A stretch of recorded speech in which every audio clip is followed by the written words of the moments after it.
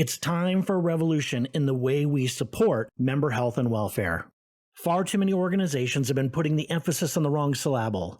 Unions and employers negotiate great benefits and then bury them behind a great firewall of eligibility rules and open enrollment, which not all members can climb. Eligibility rules exist for good reasons, for high-cost insurance benefits like major medical, yet are too often applied to all benefits, so even low-cost and no-cost benefits, which could improve member health, are either only provided to enrolled plan members or provided completely independent of the health plan, neither of which are ideal for your population's well-being. So it's time for a revolution. It's time for a system which can connect to members before they even begin their first shift. It's time for a system which can impact member health and welfare inside and outside of your health insurance plan. It's time for a system centered on member health and welfare. It's time to soar ahead.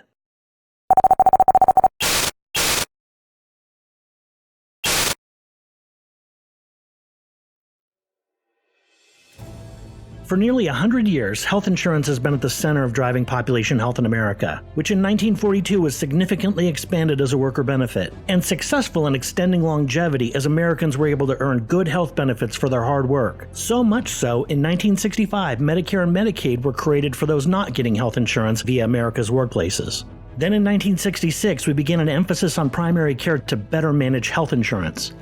Codified in 1973 with the marriage of primary and preventive care to insurance payment in the form of HMOs, followed by the first PPO in 1980, making health maintenance the center of all health insurance plans. And while policymakers called for member-centered healthcare in 2010, insurers and providers still remain in the driver's seat. So it is us who must pick up the mantle and shift the focal point of health maintenance beyond just insurance coverage for our members to soar ahead.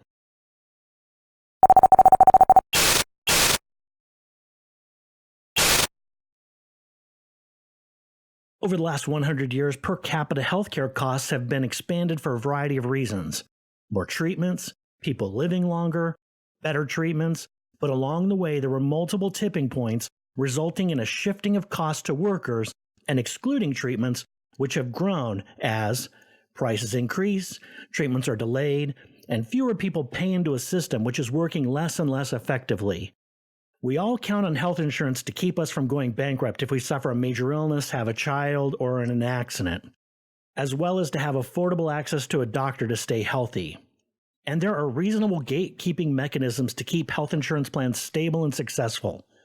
But on our quest to make health insurance better, we have not been focused on the well-being of our entire population. And as we implement services which could help all members, too often we limit them to insurance plan members only. And the great open enrollment system we use to manage health insurance access has become a gigantic wall blocking many members from seeking even the most basic of non-insured benefits, simply out of a fiduciary duty to plan members, which legally trumps the duty unions and employers have to all of their members, creating a big disconnect for members when they are not eligible for their health insurance plan.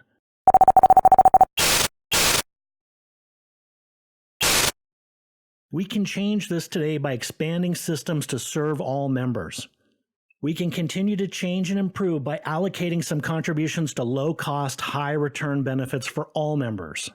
We can do this without disrupting what is working, but by optimizing what we have, integrating all data and interfaces, analyzing all data points, automating mission-critical workflows, and adding what is needed, so we can achieve the triple aim of healthcare and enhance experiences, improve outcomes, and lower per capita costs both inside and outside health insurance plans.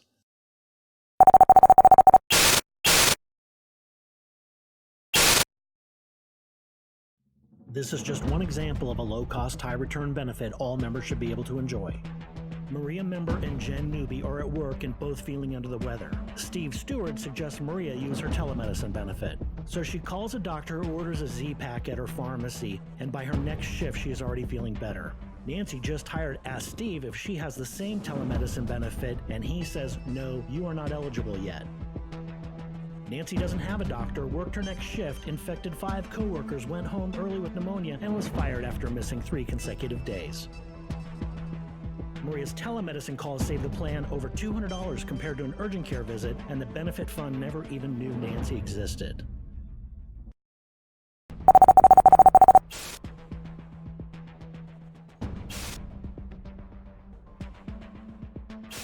We need to connect with members even before they begin their first shift and remain in constant contact with them for life.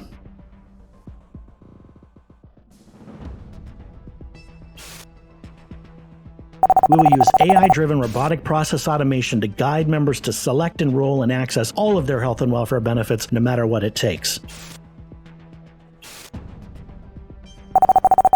And should a member ever lose eligibility for a benefit, we will be there to guide them to alternatives for a smooth transition. We now have the technology to support members for life, not just while they're eligible for funded benefits. We can ensure collectively bargained terms and health and welfare plan designs are followed precisely every time to optimize member access to benefits.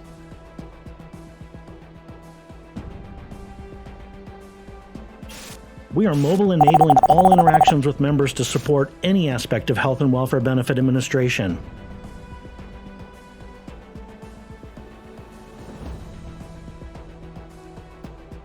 We are delivering all member benefits via a unified system, no matter how or where a member wants them.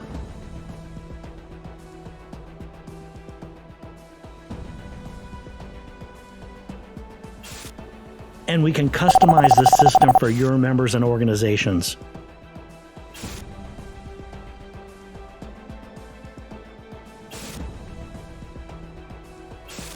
We just need you to join us so we can integrate, automate, analyze, and engage, and so we can all soar ahead.